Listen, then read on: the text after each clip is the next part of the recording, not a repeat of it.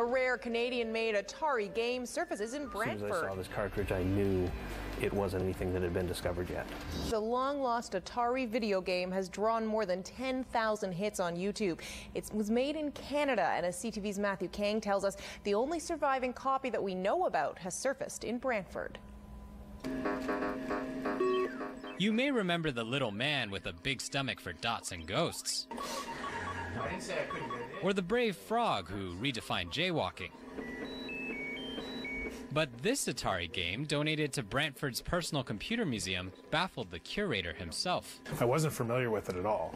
So the first thing I did was look it up on Google, and when I didn't find anything there, I knew we had actually discovered a treasure. Known as Extra Terrestrials, the game was made in Burlington, Ontario by Skill Screen Games 28 years ago. The museum says only about 100 copies were ever sold, and this is the only one that's ever been found. Now, the museum only received the cartridge, no box or instructions, so they've spent a good amount of time just trying to figure out how to play the game. And they say in an age when technology changes so rapidly, finding something like this is the equivalent of finding an ancient artifact. Adam White has been collecting Atari games for over 20 years and says he never knew anything about its existence. I thought I'd seen everything, and as soon as I saw this cartridge, I knew it wasn't anything that had been discovered yet. And his verdict on the gameplay? The game itself is not the greatest. But on top of being a rare Canadian find, the game is also a relic of a time when anyone who had the knowledge and money could make a game for a mainstream console like the Atari. And Sid Bolton says a find like this will never happen again. Everything's licensed, everything's controlled, so all the games that come out, we're aware of them, and even if the game never actually ships, we at least know about it. But Sid says he'll soon learn more about this discovery because he and the programmer behind Extra Terrestrials have made first contact. Matthew Kang, CTV News, Brantford. Hi, my name is Peter Banting. I'm a retired professor of marketing from McMaster School of Business. And back in the early 1980s, my cousin, Tom Banting, owned a company called Telecom Research in Burlington.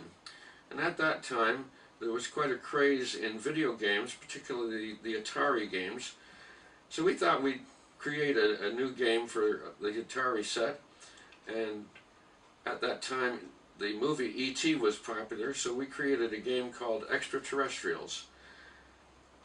We were aiming for the Christmas market, but unfortunately, the software development took a long time.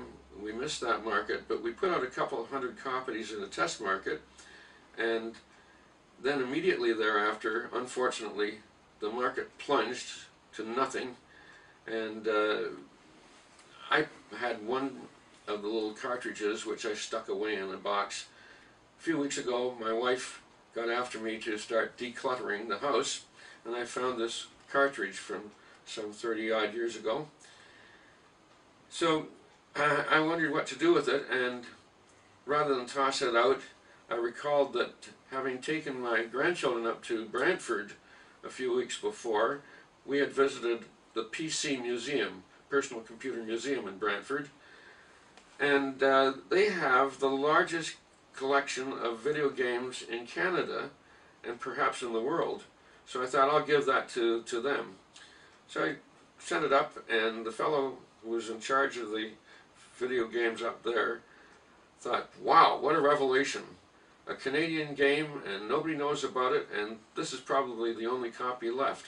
So that's created quite a furor, and that's the story that I have to tell. A long-lost piece of video game history has been uncovered at the Personal Computer Museum. An extremely rare Atari 2600 game known as Extra Terrestrials has surfaced at the museum. It was created back in 1983 by a small development team and offers competitive two-person gameplay. It never secured distribution, and only 100 copies were printed.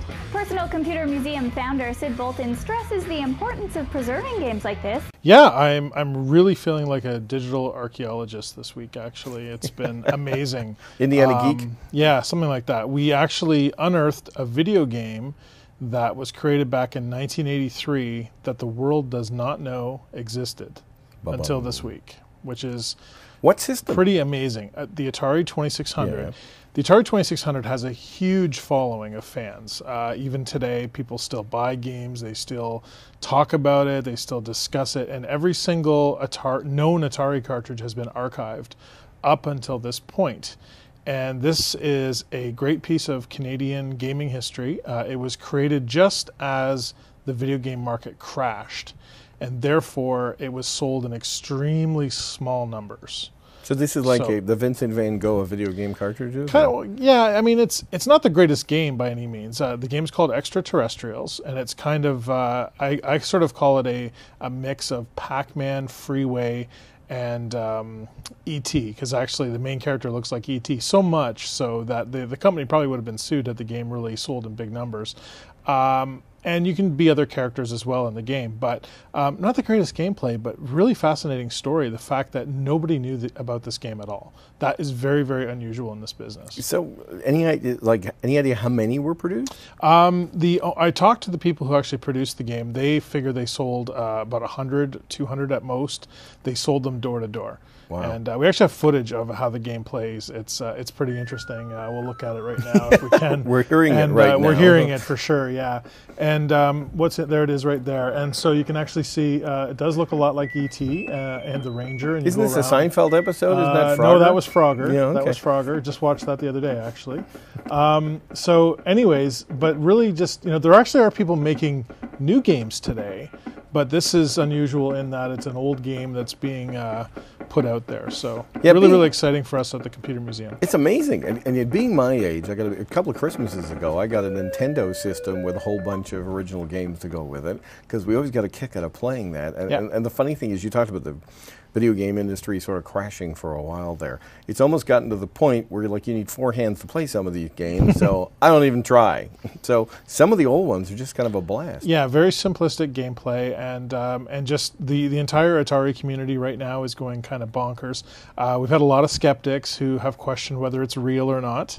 But how would you fake this? Believe me, people do fake stuff like this. You mean you could actually, in this day, if you wanted to, make an Atari game? Yes, really? People do it all the time. How do you verify it? Well, some of the things are, it's an unusual cartridge size, for one thing, the community has noticed. The label itself it definitely is worn, and the other thing, and you can see it for yourself, Ted, is there's dust in there. And although you could fake the dust, I suppose, there's dust in there.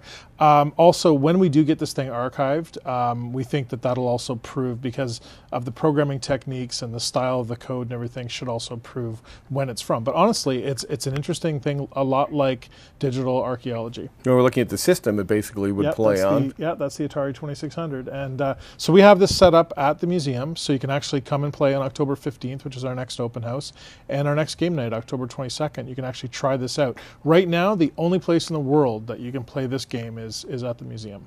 Is anybody else coming forward? You said about 100 or so. Is anybody else coming forward? No, and you know what? They would have by now if they were out there, we think. So it's pretty unlikely that we'll see another one. So it's a one-of-a-kind. The value, no idea, but pretty big. But, of course, it doesn't matter because we're not going to sell it. Yeah, no kidding.